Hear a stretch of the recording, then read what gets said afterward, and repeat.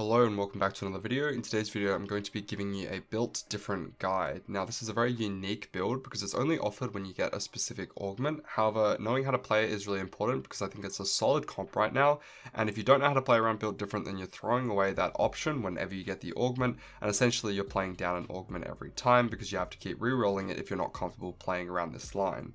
The comp works really well at securing top 4s, and you can even play for first if you high roll and manage to push level 9. It's great in the current meta because the dragons aren't super strong, and when you're playing this comp you're not playing around dragons.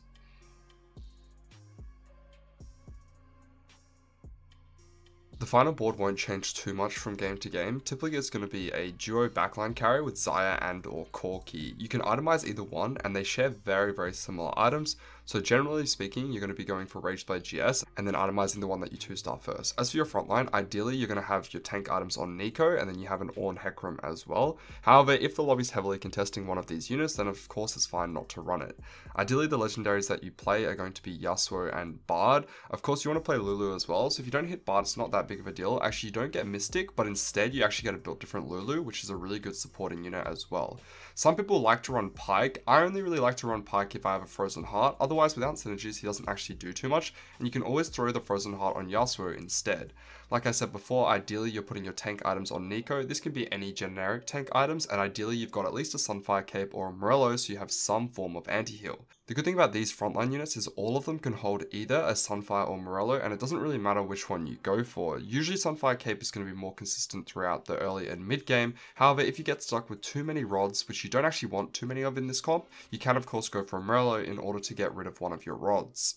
In terms of your backline items, you always want Rageblade GS. The third item is extremely flexible between Xayah and Corki. However, Corki can use a Shojin quite well, whereas Xayah can't. Xayah can of course use any defensive options quite nicely, and you can go for an item like Hodge if you don't get a healing from your augment, as remember that we're not running Ragewing in this build, so Xayah doesn't have any built-in healing or shielding, and Corki, who usually has an Itis giving him a shield, won't have any healing either. Another thing to note is if you happen to 2-star Volibear, you can actually play him until you get access to some of the other legendaries, as this unit with build different will actually do 2 to 4k damage per fight, which is very significant, especially if you think you like damage. When it comes to choosing augments for this comp, it's actually quite simple. I'd only ever play it if you get offered built different 2 or 3 at 1-4. You're not really looking to play this comp with the silver built different, as it's just not enough power to consistently pull it off. As for the augments, you're going for any combat augment that isn't trait related. So anything that gives you items such as Band of Thieves or Item Grab Bag, Electrocharge is helpful. You can also go for Weak Spot if you don't have anti-heal, but typically you're staying away from augments such as Meditation and or Cybernetic Uplink because you're not playing around AP casters. Your main damage is going to be physical. Celestial Blessing 1 and Thrill of the Hunt 1 are great to give your backline carries just a little bit of healing that they otherwise wouldn't have because you're not running Ragewing for Xayah and you don't have an Itis for your Corki, therefore neither of them have built-in healing and or shielding.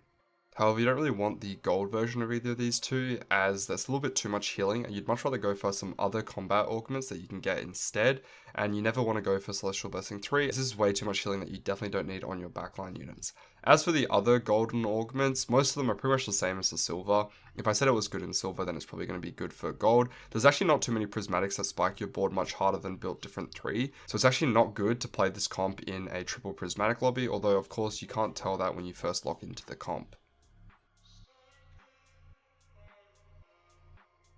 Early game, you're just playing any 2-star that you hit and you're trying to maintain a win streak. Because the augment gives you a lot of power, it's quite easy to 5-streak if you happen to hit a couple of 2-stars. Make sure to stay 3 on 2-1 if you have a lot of pairs and you think that you can 4-streak afterwards. Losing 2-1 doesn't matter if you think that leveling to 4 will make you go win-loss, win-loss.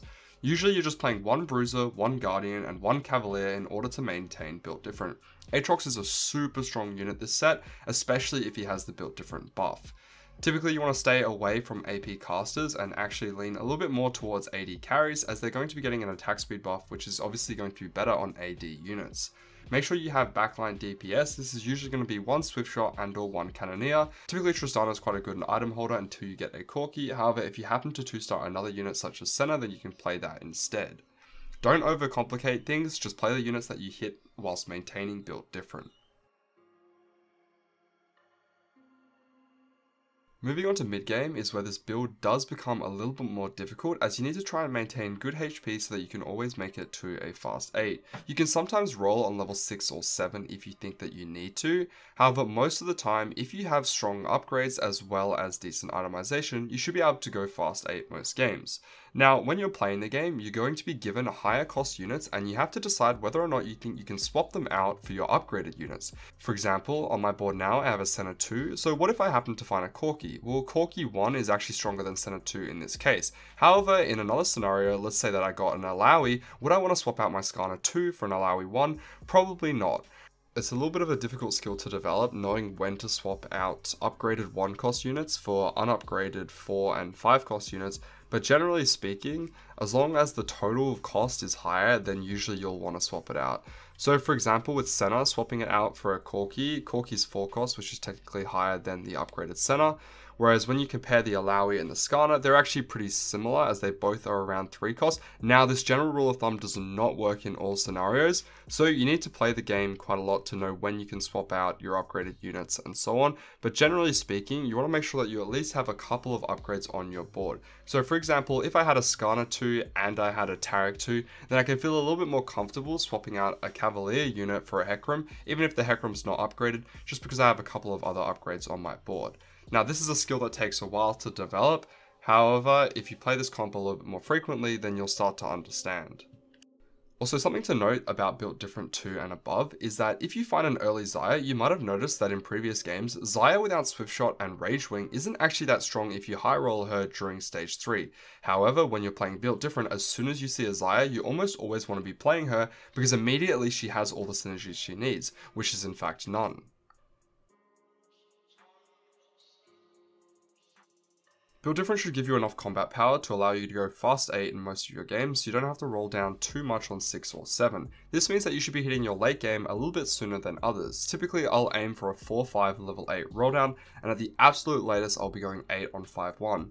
This is where you want to sell most of your board and pivot to the board that I showed you earlier, which is going to be the final comp.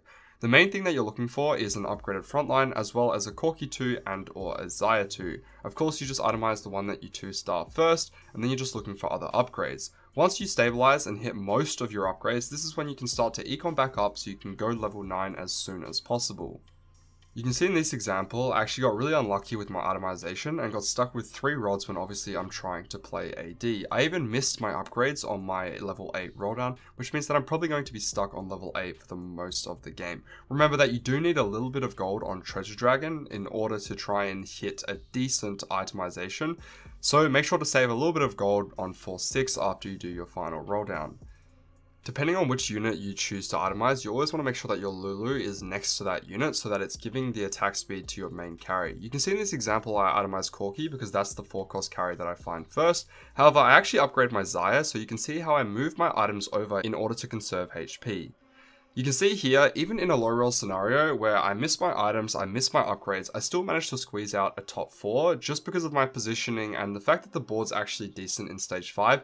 As you can see that most people haven't finished their boards and slowly will bleed out in stage 5 as well, allowing you to secure the top 4 if you can make it to stage 6, which will be most of the games.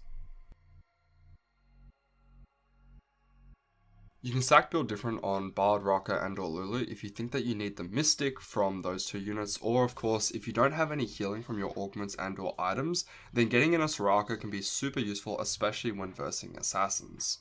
The Lulu positioning is key. You want to make sure that it's next to your main DPS unit, and you can also put it in the 3rd row if you think that you're versing Sins, as this will allow you to have your Lulu cast and polymorph most of the Sins.